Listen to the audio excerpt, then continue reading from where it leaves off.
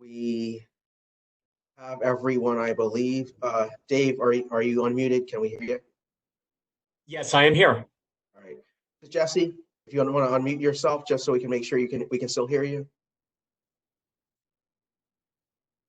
Can you hear me? I can hear you. Okay. I can hear you. Awesome. All right. So we are going to get here started here right quick.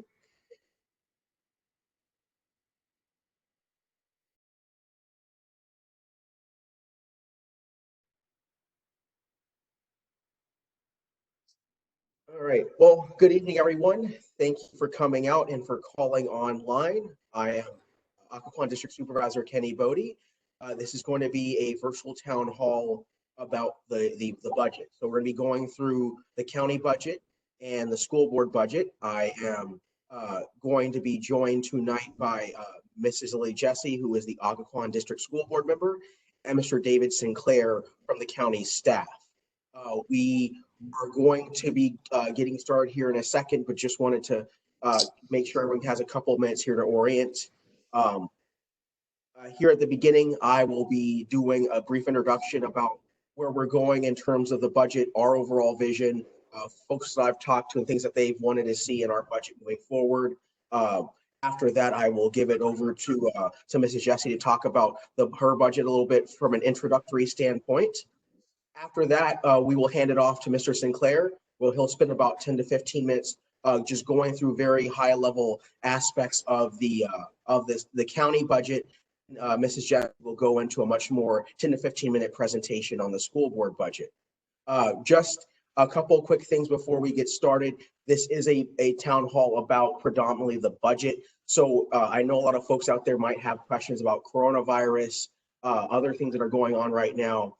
This town hall is just going to be about the budget. So once we get to the end, after both Mr. Sinclair and Mrs. Jessie finish their presentations, we will open it up to Q&A for me and for the other panelists, but please keep your comments or your questions germane to the budget. If you have other questions, concerns, issues about coronavirus, about other things that may be going on in the county, please save those separately to email my office, or please give us a call. Save those for another time. Also, obviously, I would be remiss if I didn't mention this as well. Obviously, the budget figures we're going to be going into are as of the school board budget passed last night. In terms of the county side, the budget projections we had as of a few weeks ago. So obviously, with everything going on, things are a little bit of a moving target right now. This is where we're currently projected to go. We wanted to give a sort of broad brush strokes, good idea of where we're going. And so then we will be able to have a good conversation about our values as a district and our values as a county, because I've always said that our budget is sort of a statement of our values and the things that we want to invest in to move the ball forward here in Prince William in the Occoquan district. So I will stop talking for a few minutes here and give Mrs. Jessie the floor for a few minutes to introduce herself and what she's been seeing and to give her perspective on things. Thank you. First of all, I want to thank Mr. Boddye for inviting me to be a part of this process. One of the things that he and I have talked about prior to the election and after the election was our desire to work in a collaborative manner. We will be visiting some of the schools. As I look at the budget, the school board and Dr. Waltz have a vision of what they would like to see happen in the next school year, and there are 6 priorities which I will outline for you. I will not give you all the detailed information about the budget. That will be the job of Dr. Lateef, our school board chair, and I think in April he will, depending on the weather, our health situation going on right now, he'll be available to present to the public. But I'm just honored to be here.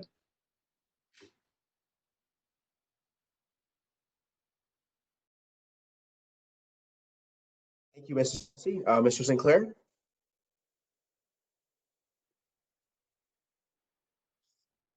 Good evening, everyone. My name is Dave Sinclair. I'm the budget director for Prince William County government. And if it's okay with Mr. Boddye and Ms. Jessie. I'll give a brief overview of the proposed fiscal 21 budget as presented by the county executive to the Board of County Supervisors on February 18th.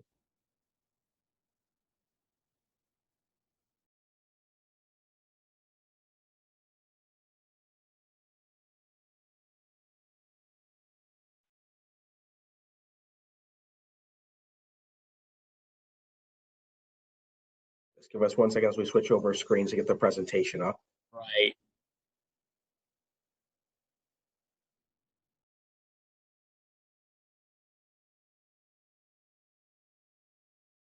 Here we go. Yeah, just obviously, so everyone's benefit, obviously this is our first sort of virtual town hall dealing with the whole social distancing and everything like that. So please bear with us, and we'll be in here right quick.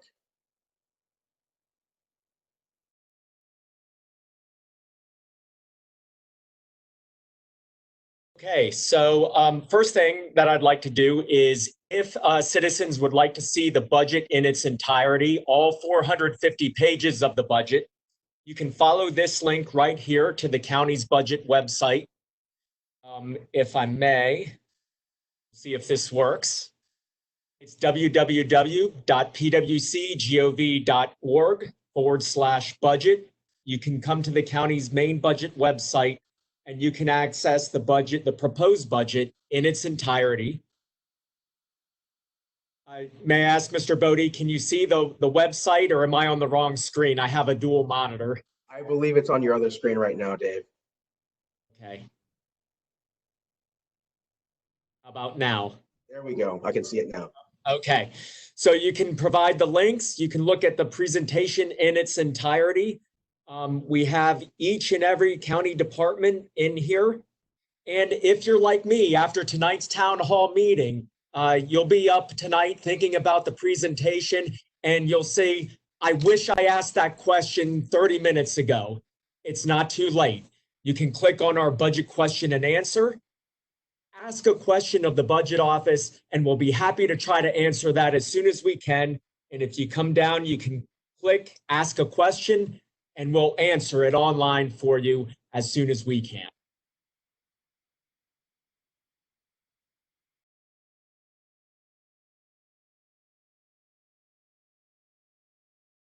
So no budget is made in a vacuum.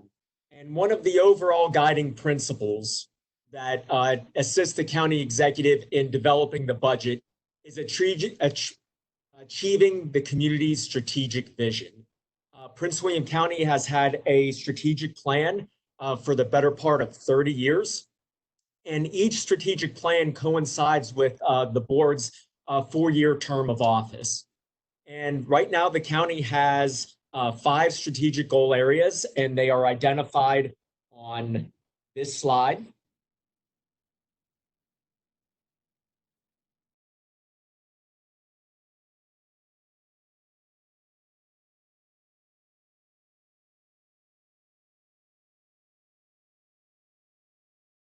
And the 5 goal areas are a robust economy, well-being, mobility, quality education and workforce development, and safe and secure community.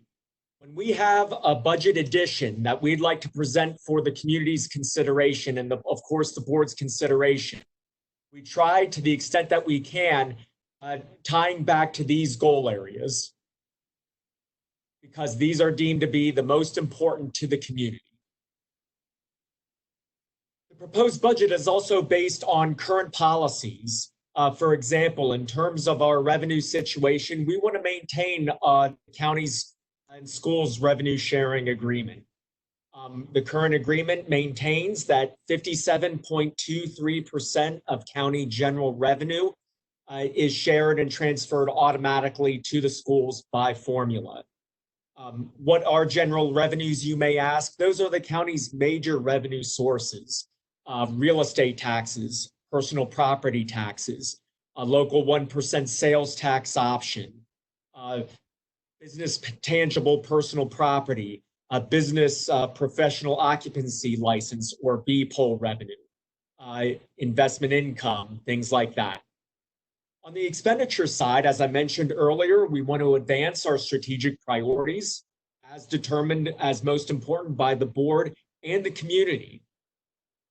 Last November, the Board of County Supervisors approved a new classification and compensation system for county employees, and the county executive was directed to implement classification and compensation study.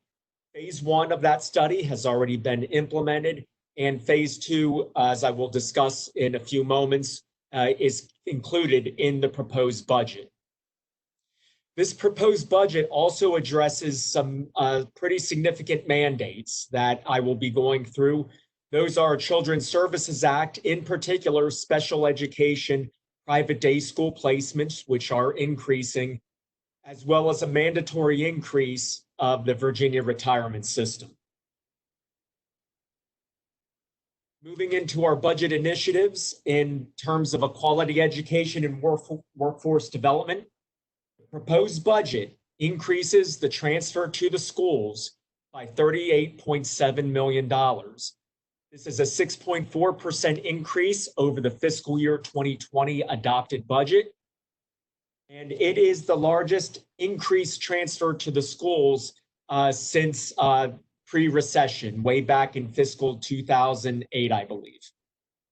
However, it is $15.3 million less than the budget presented by the superintendent to the school board in, I believe, early February. We do have some additional transfers to the schools over and above the base transfer to the schools. All of those are maintained. In terms of supporting the county's robust economy, strategic goal area, we have a number of initiatives on this slide. It totals nearly $700,000 to increase the county's profile as we try to recruit and attract new businesses to locate in the county. The marketing strategies have changed over the years. A lot more is through social networking and a social presence online. Also, it's to generate leads at trade shows and conferences and marketing missions. It does include 3 new positions in the proposed budget in our economic development department to provide marketing and incentives management. A significant strategic goal area, as we might imagine, is mobility. The proposed budget maintains what is called the Transportation Roadway Improvement Program at $1.6 million. This provides $225,000 for each magisterial district. And you might be thinking $225,000 isn't a lot of money. But what that enables our transportation department to do is it provides a local source of funds for our transportation staff to go out and secure state and federal capital grants and leverage that $225,000 hopefully into millions of dollars. Some examples of TRIP programs that you might be seeing: a lot of the sidewalk projects along Old Bridge Road have been constructed using TRIP funds and leveraging TRIP funds to receive that state and federal matching grants as well to give more bang for the buck. We maintain our Potomac-Rappahannock Transportation Commission through fuels tax revenue. And I'd like to talk a moment about the mobility referendum that voters approved last November. The proposed budget in CIP includes $8 million in cash to capital funding to ensure that all the mobility referendum projects approved by voters at least progress to the design phase over the next 18 to 30 months. And what we're doing is we're using $8 million of Northern Virginia Transportation Authority to begin the design of Devlin Road. But significantly in the Occoquan district and residents within the district to begin the interchange project at Minnieville Road and the Prince William Parkway, that interchange project. You can see a picture of it here, as well as beginning the design of the Old Bridge Road Route 123 intersection improvements. Combined with projects that we already had funding on, including Summit School Road and Telegraph Road, all mobility projects can enter the design phase in the fiscal 2021 budget. However, I do want to point out that the proposed 5-year plan and 6-year capital improvement program does not yet have financing associated with it to begin right-of-way and construction phases for these projects. That is a future decision, but what this design funding does is it buys us time. It buys us 2 to 3 years to try to solve that aspect.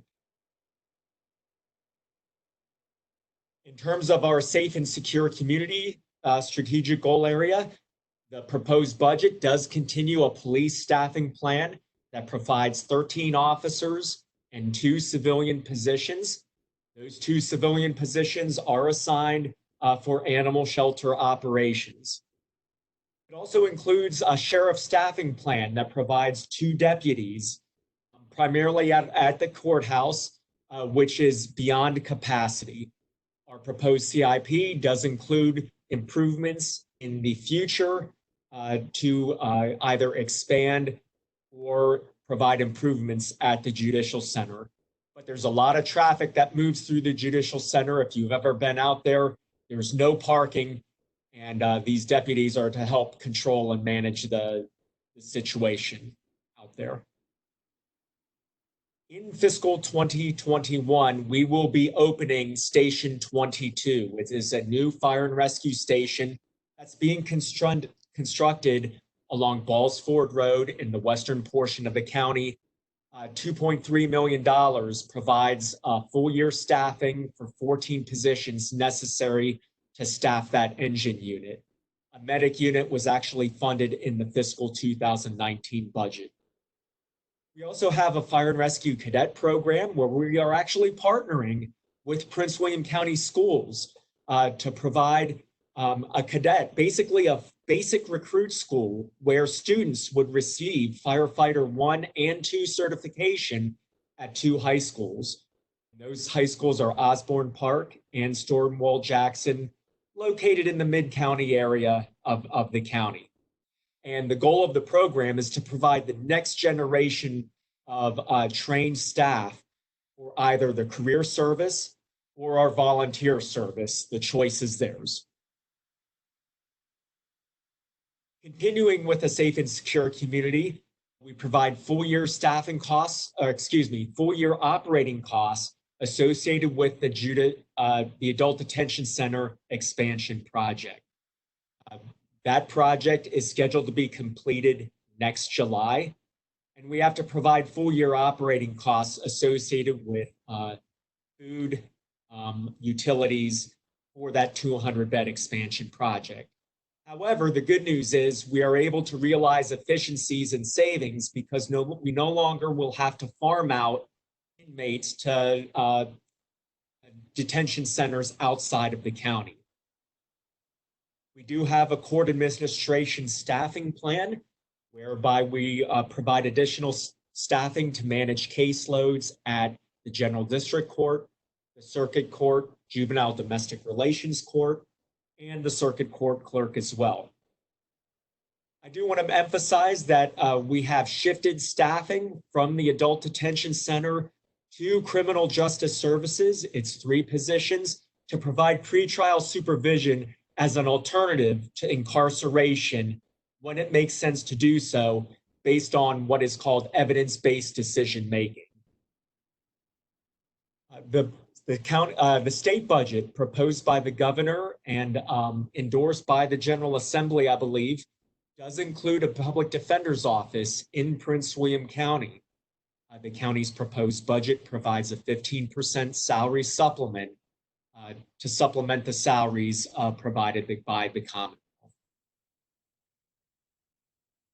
In terms of the well-being strategic goal area, $3.8 million is included in local funding in the proposed budget to provide for special education private day placements. These are students that cannot function in a normal traditional classroom setting. Some of these children have severe emotional disabilities, severe autism. Some of them have severe medical conditions.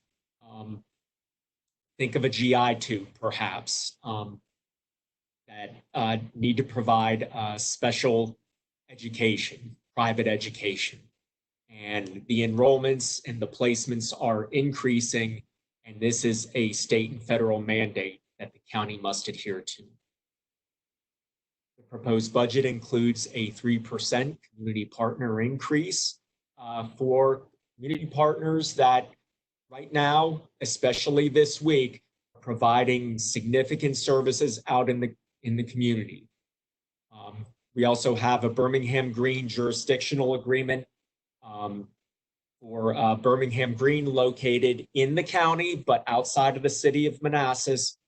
This is our elderly and frail and disabled home. The proposed budget also includes a pretty significant one-time event in fiscal 21. It is the 2020 presidential election. Regardless of who we vote for, I think we can all agree it's going to be a significant event with lots of voter turnout. Additional funding is provided for early voting, no excuse absentee voting. Right now that is 8 days, but the General Assembly is considering expanding that to 45 days. So the amount that you see here may have to increase if that occurs. We also provide 2 assistant registrar positions that are going to be required to validate all the voting record changes that will occur this summer. A lot of that is done online, but there's a lot of work on their end that has to occur to make it happen. I do want to bring your attention to the bottom of the slide. We have $1 million increase in our contingency budget for unforeseen circumstances that may occur. For example, the state budget, I mentioned the early excuse, no absentee voting, possibly expanding to 45 days. The state is also considering increasing the state minimum wage to, I believe, $11 per hour. So there's a lot of unknowns, especially as it pertains to the state budget, that we have put in a provision for in our proposed budget. Moving on to employee compensation, the proposed budget does include a 3% pay for performance increase for county employees and a significant increase in employer contribution rates for the Virginia retirement system. Last fall, the Virginia Retirement Board of Trustees increased the discount rate. They lowered the discount rate from 7% down to 6.75%. That's an actuarial assumption to achieve the long-term viability of the plan itself. And unfortunately, it is a mandate that Prince William County has to pay as an employer on behalf of employees. So our contribution rate increased to offset their lowering the discount rate. The good news is our health insurance increase was only 2.3%. And the proposed budget includes a classification and compensation study, phase 2 increase of $12.1 million to address internal compression and external competitiveness with surrounding Northern Virginia jurisdictions. As I mentioned earlier, the proposed budget has 2 significant mandates that are identified on this slide. And the dollar value of those on the local side is more than $7 million. And based on our equivalent share of a penny, that equates to about 2.5 cents on the county's real estate tax rate. So how is the proposed budget funded? the proposed budget as funded, as presented by the county executive, is funded at $1.145 real estate tax rate. That would increase the average residential tax bill by $242. Staff is proposing that the fire levy rate remain flat at 8 cents. And as directed by the Board of County Supervisors in February, we have advertised a real estate tax rate of $1.17. That does not mean that the Board of County Supervisors is going to adopt a $1.17 tax rate. I need to be very clear for the community about that. They just want to keep all options open for the time being and have that conversation with the community as we move forward. Naturally, things have changed dramatically over the past 2 weeks. Staff is taking inventory of those changes, and we will have an update for the Board of County Supervisors either in late March or in April. This is my final slide. It shows the remaining budget calendar for the Board of County Supervisors consideration.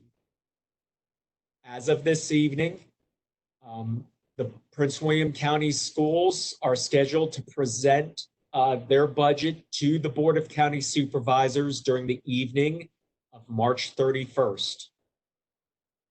We are scheduled to have budget recap on April 14th. What is budget recap? That is staff's final opportunity to make changes to the county executive's proposed budget before formally handing it to the Board of County Supervisors for their future consideration. The budget public hearing is scheduled. There's 2 of them.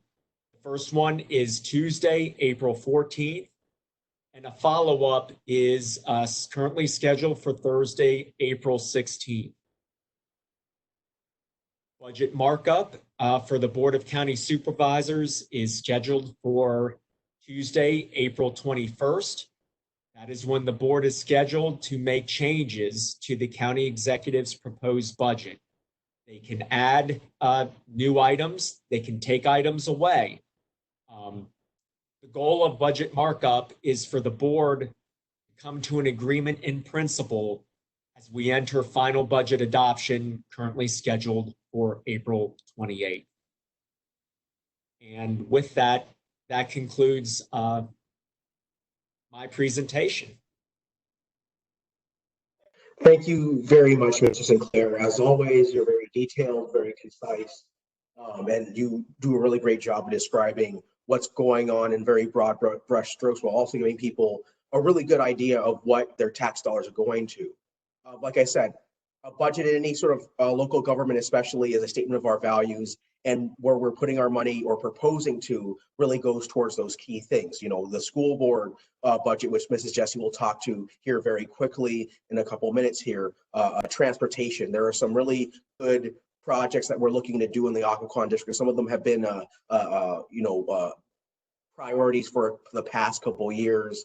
We have some really good investments in our public safety folks that have been long overdue in some cases. And as you can see, we're doing some pretty smart things in terms of moving around some staffing here and there. Something I've always advocated for is investing more in prevention and intervention as opposed to just incarcerating folks. We're doing that. And we're really digging into some of these kitchen table issues that will really hopefully move the ball forward in terms of our looking after our own, in terms of our county staff, our school staffers, our public safety folks, all the folks that we rely on every day to keep our county moving. So again, Mr. Sinclair, thank you so much. I'm going to hand it over to Mrs. Jessie now. Good evening. I'm waiting for my slides.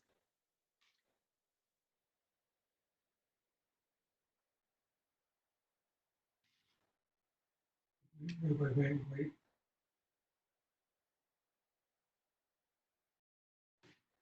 Tell him to do anything.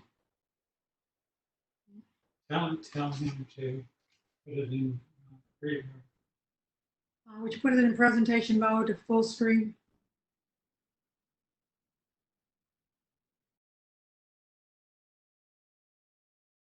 Thank you. Good evening. I'm Lillie Jessie, and I am the Occoquan representative. And I want you to know tonight, I'm not here to present a full detailed budget. That is the job of Dr. Lateef, and it looks like we'll be meeting on March 31st to present our budget. So what I'm going to give you is an overview of this budget. And I'd like to start with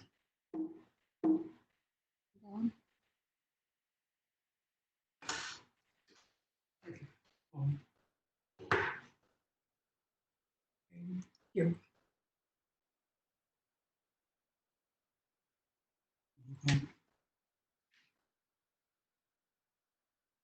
We're having some problems with moving that.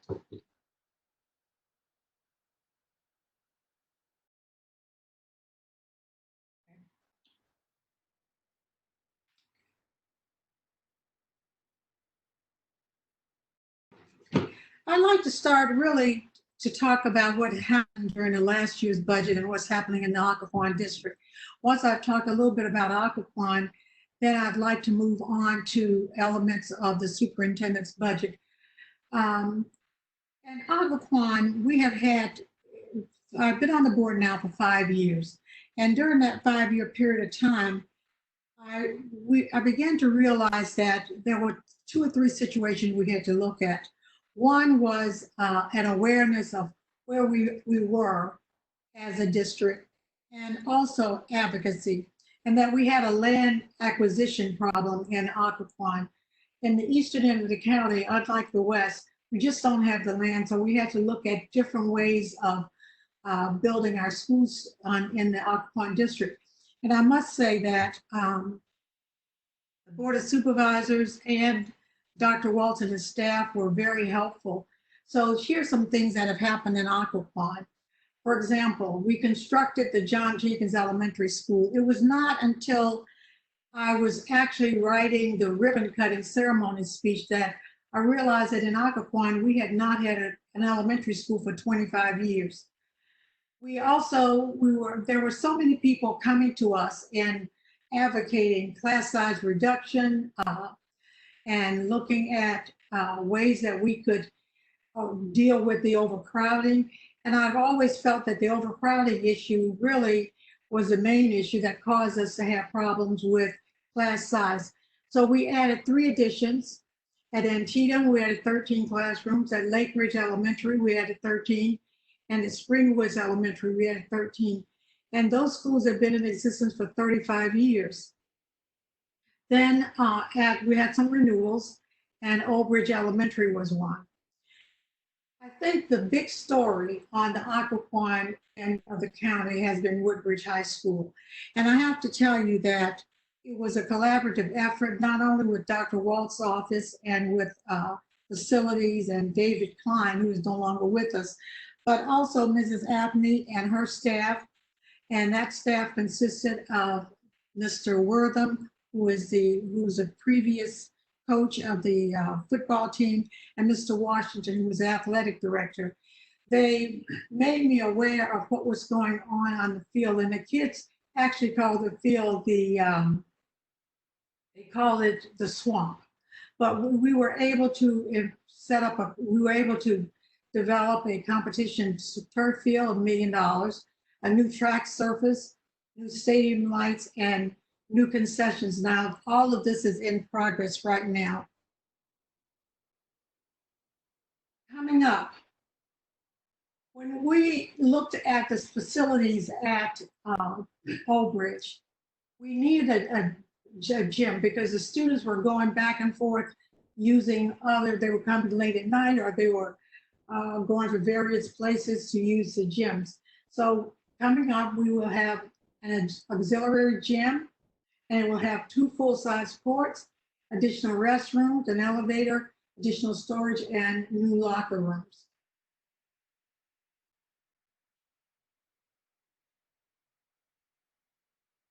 Sorry.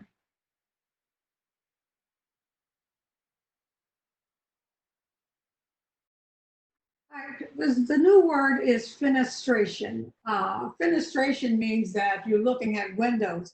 So we have coming up in several schools, Stonewall, Jackson, Osborne Park, Woodbridge, and Garfield, a plan to enhance natural lighting and the appearance of the school facade and additional daylighting.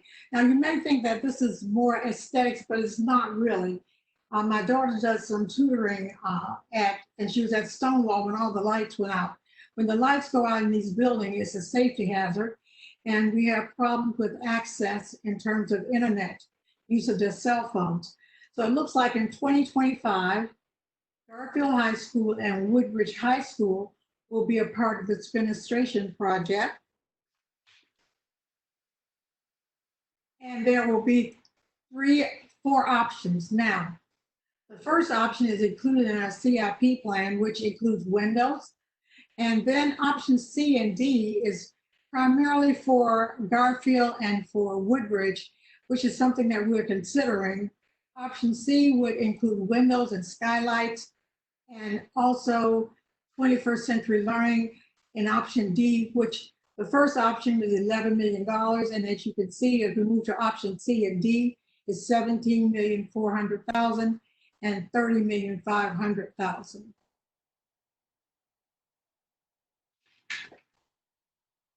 Let's talk about the superintendent's budget. First of all, his budget, our budget, when I say superintendent's budget, I mean the school board's budget. But to be honest with you, the superintendent and his staff, they do most of the work. It is a $1,134,421,000 and some change in his approved budget. It is developed into 6 areas. There is educational equity, employee compensation, preschool, mental health and wellness, college and career readiness, and infrastructure with an emphasis on safety and security. And you can see our sources of funding. There's federal funding, state funding, of course, county with our county agreement with the revenue sharing agreement, which is 57.23. And then we have local money that come in. The beginning balance has to do with money that we have been able to, some of it is reserve money and some it's a term called slippage, which is money that you didn't anticipate, but you were able to maintain in your budget. Priority 1, which is educational equity. In this particular element, we're looking at the biggest portion of this budget is increased economic funding for disadvantaged schools. We know from the research that getting to children early works. Many of our Title I schools received they received monies, but some of the other schools did not. And we've been able to look at the budget and add $8.5 million for economic disadvantaged funding, not only for elementary, but also for middle and high schools. Special education has a huge amount of money in special ed. There was an audit and we're responding to the needs, the findings of those audits. Digital equity, what does that mean? Digital equity really means that we're looking at making sure that every child has one-to-one types of access to either a laptop, which means that they will be able to take it home. Now, some would say, do we already have digital equity in how many, for example, how many computers do we have in our homes? And I researched that today and I found that 90% of the students really do have some access to the internet or some form of a laptop. But for instructional purposes, we want to make sure that we had one particular type of instrument that we were using. The virtual high school, we want more access to that virtual high school. And additional middle high and high school associates. We're adding two associates and 2 executive secretaries, 1 at the high school and 1 at the middle. Priority 2 has to do with employee compensation. We're looking at a COLA step, and that's the cost of living, because in Northern Virginia, of course, the cost of living is really exorbitant. And I think it's just we really need that and a step increase in it. Comes to a total of 4.8. We're looking at the equity plan and the compensation plan really deals with the bottom end of the scale. As you know, we don't have a scale as high as Fairfax or some of the other schools, but when you look at the end of the scale, we're competitive. So we laughingly say you have to live a long time to get the money, but we're trying to ensure that something is done at that lower, the entry level of the scale. Bus drivers, underpaid, overworked, but we're looking at 1.37 million for bus drivers, an increase which will, I think at this point, they make about $21 an hour. And when you think that's a lot of money, but remember, bus drivers only work so many hours during the day. And my daughter's a sub, and she was glad to see that there's money for substitutes and temp pay.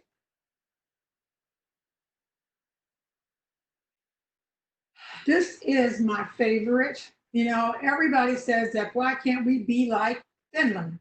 Well, we can't be like Finland because in Finland, every child not only goes to preschool, they go to early childhood. From the day they're born, they're in school. But we know that it's important, so we're looking at it at 5.1 million to increase our preschool initiative, and we're taking advantage of matching funds. So we're looking at increasing, almost doubling the number of preschool classes from 20 classes to 49. We know that we're going to have some space issues. Right now, we still have classes in high schools. Our next priority is mental health and wellness. 16 additional social workers, and I am just excited about that because I think that means that there's so many issues. As we've looked at the gun laws and the safety laws, we're realizing that kids have really other issues that relate to their use of guns or their desire to come to school. They have all sorts of problems with interacting with their peers. And so we think that this will help. Also for me, I'd like to see some of these social workers helping with the academics, because part of that equity aspect of our budget has to do with our students having more access. Equity means access to more of the programs, more access to, for example, we have money in this budget for the looking at the testing program, the SAT program, there's money for that. The Welcome Center has to do with those students who are coming to our school system. We have lots of students who come to our school system from out of the country. CTE, I don't want to talk about all of these programs, but the CTE program at Woodbridge, we have always had some programs, but we are going to get an aviation maintenance program, and that's not going to cost us anything. It's going to be a course during the day, and we're advocating for cybersecurity for Woodbridge. The $150,000 for SAT and ACT prep after school classes. I'd like to see more during the day kinds of classes, but we do have at least $150,000 for SAT prep. Finally, number 6, infrastructure. One of the things that we noticed at Woodbridge High School is that the infrastructure, that building had not had a great deal done for 45 years. So the infrastructure needed a great deal done. So we were able to do a great deal in the infrastructure, and there are many projects going on there. It's not on this slide. I just want people in Occoquan to know that things are happening at Woodbridge. We're looking at a stadium for Brentsville and Hilton, a turf field. And of course, we got the debt, you know, it's like our big mortgage. And then our attorneys looked at what was happening in Fairfax and felt that they needed more staff in her office. Personally, I'd like to see us add some an attorney that is dedicated to the actual board members, because her job is more for the board, the entire board, not the individual board members, but that's something that we can revisit. Just looking at some of the things, we had our meeting where we had to look at the budget. So So we are cutting. And so I just want to share some of the things that we did look at. I am very concerned about equity, not just equity in terms of access and the amount of money being provided for our teachers, but I'm also looking at the elementary secretaries, and it's something that we're looking at. I'm not sure where we're going to go with it, but when I looked at the amount of the salaries for central office secretaries compared to school secretaries, is something that I'd like to have addressed. And I think that ends my presentation, Mr. Boddye. Dr. Lateef will give you a more detailed presentation when he comes before the board. Thank you. Thank you so much, Mrs. Jessie. As always, you have really good attention to detail, and I really appreciate your experience that you bring to our school board. And our district is well served having you as a representative. So I wanted to thank you for that. I'm looking forward to working with you. Likewise, yeah. As you know, as we go forward through this process now, as I alluded to earlier, you all approved your budget last night, and we will now enter into your presentation, obviously in a couple weeks to us, in terms of presenting all the great items at a holistic scale, what you guys are going to be doing. And then obviously we'll start having negotiations between our board, and we'll start going really digging into making sure you guys get what you need. Thank you. Thank you for that. So now what we're going to do is we are going to open up the floor to questions. My staff is going to open up the Q&A. So if you are on the computer right now, you will see in the bottom right hand of the chat window, you should see a Q&A section. And my staff will help sort of moderate that. So you guys who are watching online on a computer should be able to start to type in your questions in the Q&A section. And as the questions come in, we will look at them, we'll read them, and we'll hand it off to the respective person who's a specialist in whatever field is, whether it's the budget, whether it's general guidance, or whether it's the school board budget. So let's see as folks begin to ask questions.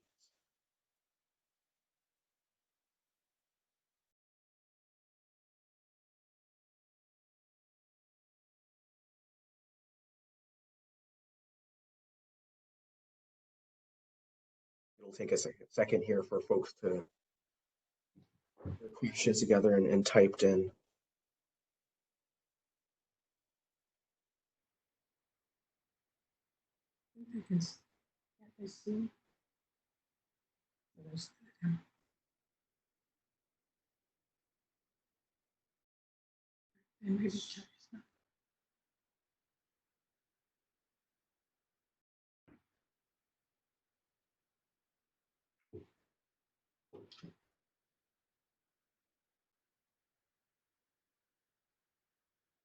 I haven't seen any questions come in yet, so but let's give everyone a couple minutes here.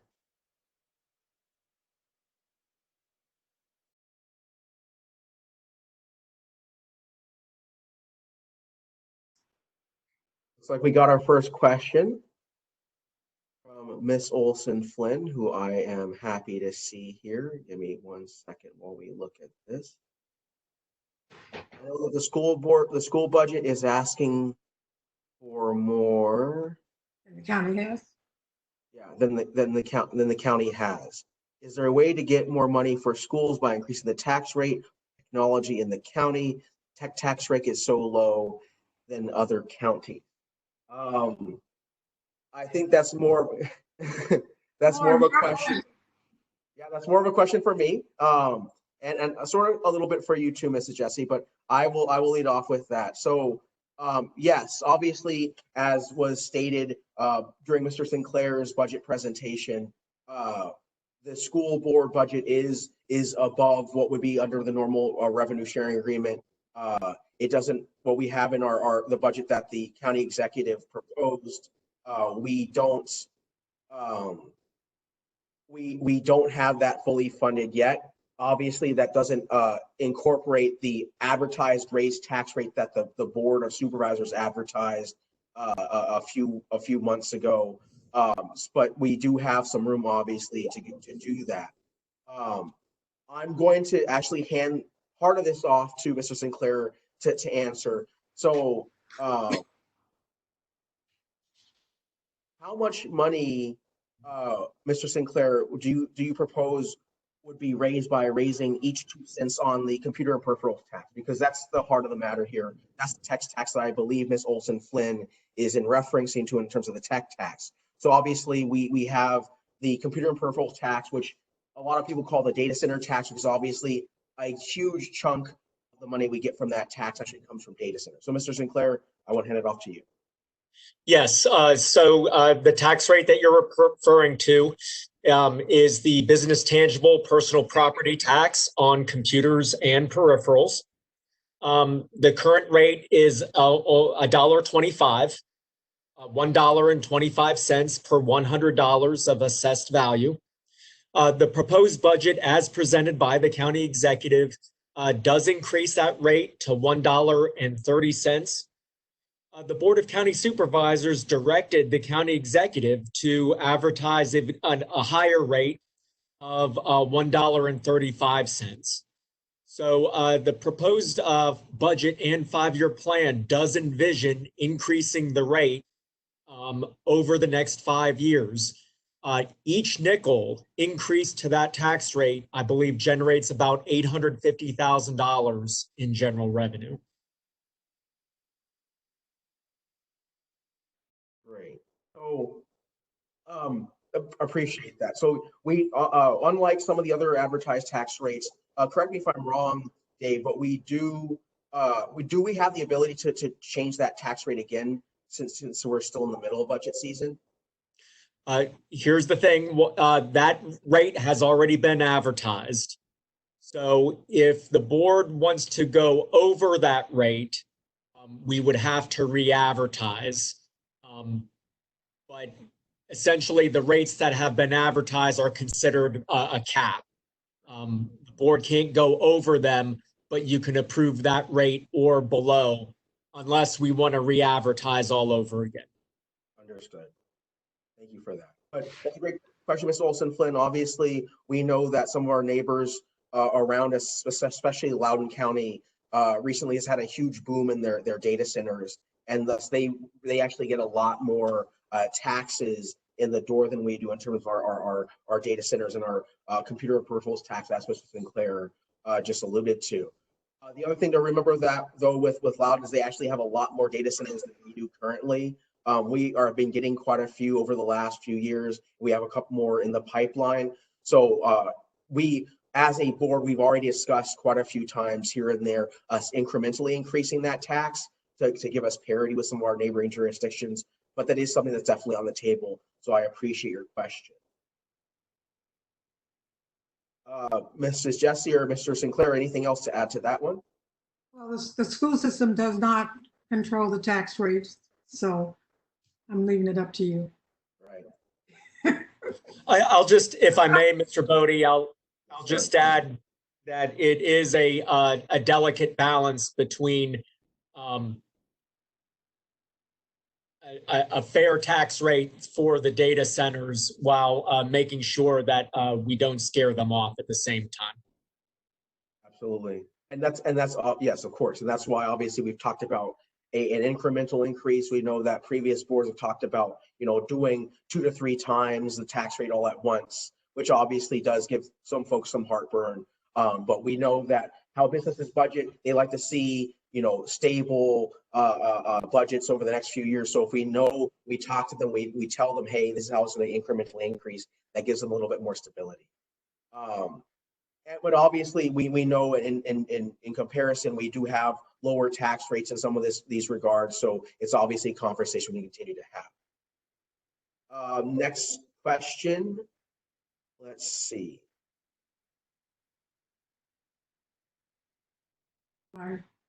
Why is the proposed, I'm not sure if that's culinary or molinary budget 1.5 million? I think that may be a question for you, Mrs. Jessie, if it's the culinary budget for the school system.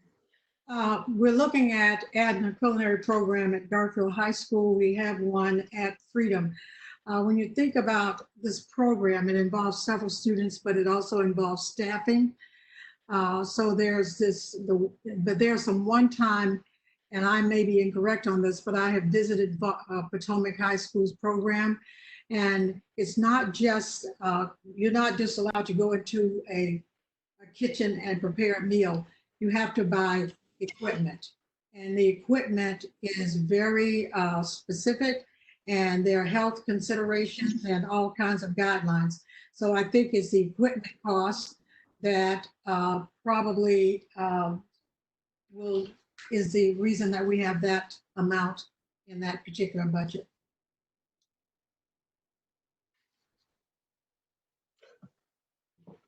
So I think that's I mean, that's all a school board related question, so I won't speak too much on that. But obviously, we are always looking to expand our specialty programs in the school system, as Mrs. Jessie alluded to earlier during her presentation, looking at getting aviation and cybersecurity at Woodbridge High. So we're always looking for ways to expand our specialty program offerings here on the eastern end of the county, where we have a lot of folks who can utilize that. So let's see. Next question is, and this is again for you, Mrs. Jessie. Who decides what program goes to what school? I do.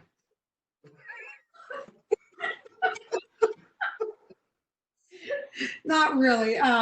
You know, there's this thing called advocacy that I have come to realize is a major aspect. As a politician, you're always talking to people in your district and you're determining what their needs are. I have been talking to various people, including the principal, and there's a group of women, an example, at Woodbridge High School, who parents who care, and they are advocates. So they were talking to me about cybersecurity.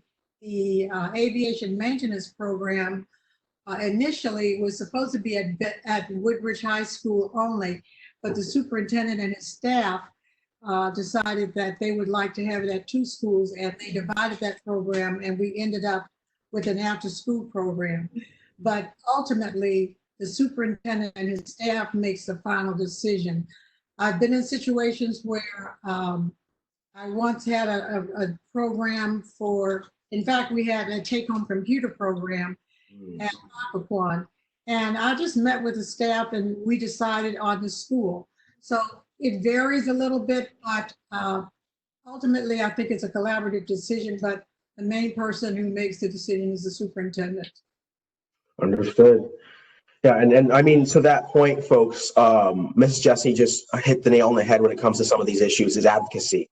So as we go through these budget seasons, obviously the school board sort of hit the end of their budget season, but the Board of Supervisors still has ours. So as you see these things that you want paid for, you see these programs, you see all these great things we want to do for our school system and everyone else, please keep coming to our meetings, advocating, especially those budget markup sessions, the public hearings, what have you, because that's how we keep the conversation going. And that's how we know, as elected officials, we know what the community wants, is by you advocating to us. I will say that obviously we are looking at other opportunities to get more specialty programs in our school system. We've talked about vocational training. You know, I have a good conversation with a lot of unions in the area. They're interested in getting to our school system as well. So there's a lot of opportunities there, but we want to hear from you on what you would like to see in our schools. Let's see, next question. I see some of our friends from Parents Who Care on here tonight. Our next question is. I am not surprised. Exactly, not surprised at all. Next question. I have not looked at the budget for the school board voted last night, but I have the original superintendent's proposed budget. What were their changes to the original budget presented by Walt? And if yes, I missed the question. If yes, what would you say the major changes are? I think, Mrs. Jessie, you actually had a slide that talked about I had a slide on that, and there were changes that were made on that particular slide. That was made prior to coming into the room. We were able to add additional monies for teacher aides. I know that's an addition that school board made. And I don't know if there were major items, but there were some smaller items. And when Dr. Lateef presents the budget in full, remember last night we approved that actual budget, and he will make that presentation on the 31st of March with a more detailed report. So yeah, the highlights you indicated were things like you guys put out the chief equity officer, which is a few. Yes, we did. About 100,000 there. One of the secretaries. So you guys did take out some of those higher level staff and subbed it in for some things actually going into the actual school, the classrooms. We added the additional social workers, the substitutes and the temps. That was a question, and various other items that are in there. I can't give you a detailed report of everything that was put in that budget, but we made most of those. We looked at some things that we wanted to cut back a little bit. I added $50,000 for professional development. Why did I think, at the end of the day, it's all about student learning. It's all about using best practices. And I think that our teachers don't get the opportunity to travel. For example, we're looking at an equity program. The program that, the most well-known program and the first program is in Roanoke City Public Schools. They developed the equity report card. I visited that program. I'd like to see us visit that program. There are programs that are throughout the United States that I would like to see teachers be able to visit there, especially if we're looking at closing the achievement gap. There are schools that are high-performing schools that have closed the achievement gap. Some of those schools are Douglas Reed schools, and they're called 90-90-90 schools, 90% low income, 90% minority, but a 90% pass rate. So there's a school in Georgia that everyone talks about, visiting that school. So I would like to see our professional development be the cornerstone of what we're going to do as we look at improving student learning. Absolutely. Appreciate that, Mrs. Jessie. So the next question is from Mr. Will Howard. Is the county considering a purchase of development rights program? I really appreciate that question, Mr. Howard. PDR programs are a really good mechanism we've seen in other localities in other states to help us conserve rural areas, conserve open space, really channel development into areas that have the infrastructure and the actual transit and schools and fire and safety infrastructure necessary to do it. I've been an advocate for purchase a PDR program. I know some of my colleagues on the board have spoken about it as well. We have not put that in the budget as of yet for this FY21 budget, but I do know that it's something I've talked about. It's something that my colleagues have talked about. And I know that coming up in the summertime, we will be given an update to the land use chapter of our comprehensive plan for the county. And I also know that the rural preservation study will be coming back at some point this year as well. And one of the recommendations, or at least one of the considerations of the study and our updated land use, is a purchase of development rights program. So that's definitely something I would love to see us do. Obviously, it costs the county a little bit of money, but there's some cases where just by having the program, even if we don't necessarily put any money towards it yet, we will be able to unlock state and federal monies in order to purchase some of those development rights and get some things put in conservation easements, preserve open space, maybe get us a couple parks here in the process, and really be able to give folks the ability to keep living in a more rural setting in some of the areas of the county. Mr. Sinclair, did you have anything you wanted to add to that in terms of PDR programs for the county? No, I think my apologies. I think you covered it, Supervisor Boddye. You're right. Unfortunately, there is nothing in the proposed fiscal 2021 budget for PDRs. However, it does remain a future consideration. I appreciate that question, though, Mr. Howard. That's a great question. It's obviously something I do want us to do in the very near future. Looks like the next question isn't really a question. One of the previous folks from earlier is just saying that she was late, but she applauds the decision to eliminate some of those high-level positions in the school board budget. So it looks like you're getting some kudos there, Mrs. Jessie. Thank you. Well, at the end of the day, it's always about student learning. Yes, ma'am. And then the people who are out there every day are teachers. And again, I'm still highlighting those school secretaries because I was a principal for 20 years and I know how hard they work. And I'm not saying that the secretaries at central office, they do a tremendous job. Every time I'm in there, they are giving us materials and they work late. All of our staffs work late. So for me, it's all about, at the end of the day, students learning. Of course, as many of those dollars we can get down into the classroom and student success as possible, right? Yeah, I also wanted to highlight the fact that in the Occoquan district, we only have 4 trailers in the elementary level. We have no trailers at middle and no trailers at the high school level. But my friend and colleague, I want to say something on behalf of the Woodbridge district and Lori Williams, because they still have trailers, and it seems like our trailer movement is more at the high school level now. So by adding those additions and the new school, we were able to eliminate some trailers in our district, but that is still a problem that the county needs to deal with. I agree 100%. Obviously, we're going to keep growing as a county, so we have to make sure we're providing that kind of equity all over the place and not just in certain parts of the county. Okay, and I want to also add, Kenny, that we've lost the video portion of this, but as long as you would read the questions, if it's my question, you may need to do that. Yep, no, I'm more than happy to do that. Fortunately, though, it looks like we've gotten to the end of our questions, so I think we'll just give folks another few seconds to ask any last-minute burning questions they may have.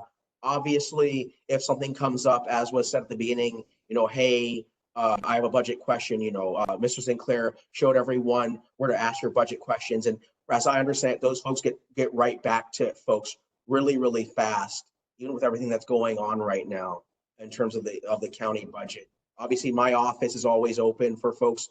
Obviously, right now we're teleworking, we're in virtual mode in terms of the coronavirus, but my staff and I are staffing our emails and our phone lines every day, 9 to 5 during business hours. So we're still more than happy to answer your questions there. And obviously, Mrs. Jessie is available, as well as the rest of the school board, in terms of questions you might have on the school board budgets. And I will post my slides on my Facebook page. Yes, we appreciate that. We'll provide the slides everyone sort of provided for us, as well as I think we'll take some snapshots of people's questions and get some answers out online as well. And obviously, this actually also, I forgot to mention, this is actually a recorded town hall. So if some folks came in late, or you have some friends or family members or folks throughout the county are curious about some of these issues and would want to tune into this, we can provide the recording for this after we get done. Thank you. Let's see. All right, I think that I'll give folks another couple seconds, ask questions. I'm not seeing anything else. All right. If all minds out there are clear, I think we will go ahead and wrap up. Again, thank you so much, Mrs. Jessie, Mr. Sinclair, for just tuning in tonight, and it helped me out with presenting the budgets from the county perspective and the school board perspective. I want to see us all work together in collaboration like this moving forward, because at the end of the day, we're here to do right by our constituents, and that means collaborating. That means really giving folks a really good view of where we're spending their tax dollars, kinds of investments we're trying to make in our children, especially in the school system, our staff in the school system, and the folks that do the day-to-day work, the labors of love for our county every single day. Thank you. Any last thoughts, Mrs. Jessie, Mr. Sinclair? I just want to thank you for the invitation, and to all of the teachers out there. We didn't want to talk about what's going on with the health situation, but just go to the website and you can find information. It's all that information is available to you. Thank you. Mr. Sinclair, to wrap us up. Thank you very much for having me. I appreciate the time with everyone this evening. All right. Thank you so much, both of you again, and everyone online, on the phone and on your computers. Thank you again so much for joining us tonight. We will be having additional town halls in the future on a wide variety of topics. And if you have anything that you would like us to do a town hall like this centered around, whether it's something in the school system, we can get Mrs. Jessie back now that we all know how to use these programs. If it's something specific to the county budget or county operations, whether it's mental health, social services, transportation, public safety, land use, whatever it is, please, please, please reach out to my office. We obviously have excellent county staff like Mr. Sinclair who help us out every single day. With that said, we are going to sign off. Thank you every so much, everyone, and have a good night.